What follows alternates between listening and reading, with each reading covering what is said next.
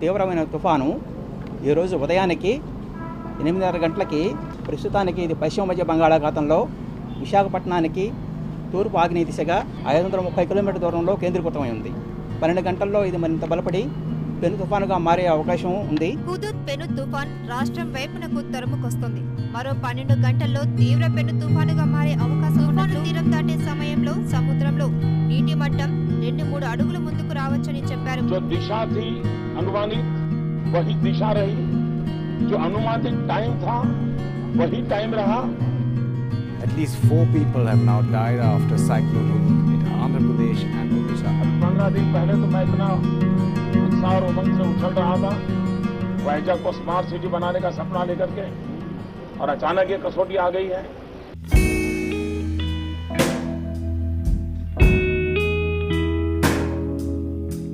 But our top story this evening, 24 people are confirmed dead now in the devastating cyclone that struck the eastern coast of India yesterday. ఈ యొక్క Hudhud తుఫాను తీవ్రత పెంచింది, చాలా fast గా వచ్చింది.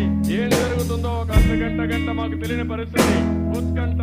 Even cars turned turtle. Even the boat advised has suffered heavy damage. खुदा ने हमें बस बचा लिया, बस इतना ही काफी. बच गए. पूरे हमारे फोटो सब गिर गए. రోజువారీ జీవనం కోసం పడవలను ఉపయోగించి చేపల వేట చేస్తారు. ఆ పడవలు మొత్తం కూడా పూర్తిగా ధ్వంసం కావడంతో వాళ్ళందరూ కూడా ఆవేదన వ్యక్తం చేస్తున్నారు. దాంతో బీచ్ రోడ్ కూడా సగం వరకు కొట్టుకుపోవడంతో బీచ్ రూపురేఖలే మారిపోయాయి.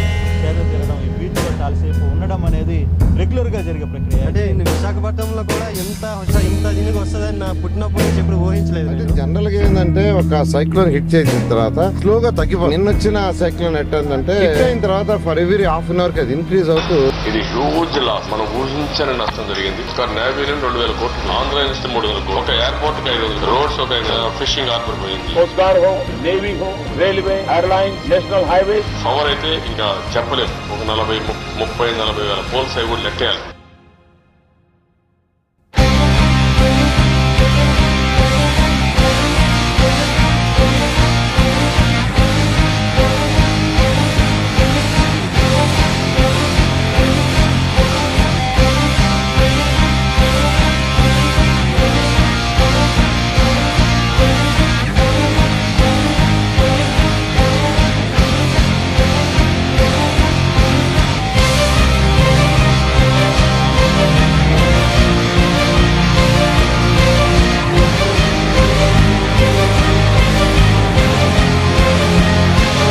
విశాఖ ప్రజల యొక్క సంకల్పం, ఉక్కు సంకల్పం, ఏమాత్రం బాధ లేదు, తొందరగానే మనం రికవర్ అవుతామని నేను వారికి చెప్పాను.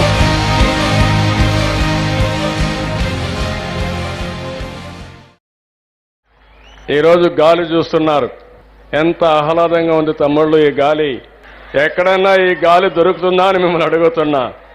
ఢిల్లీలో దొరకదు వెంకయ్యనాయుడు గారికి, లేకపోతే హైదరాబాద్ దొరకదు, బెంగళూరులో దొరకదు. అలాంటి అందమైన సుందరమైన నగరం మన విశాఖపట్నం.